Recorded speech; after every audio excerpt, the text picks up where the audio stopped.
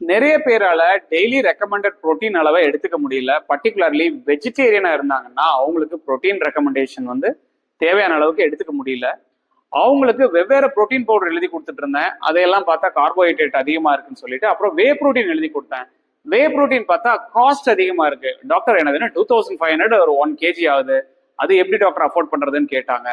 இப்போ நான் ரீசெண்டா நெட்ல பார்த்த வரைக்கும் ஜன் அசுதி மக்கள் மருந்தகத்துல அவங்க இந்த வே புரோட்டீன் போடுறாங்க.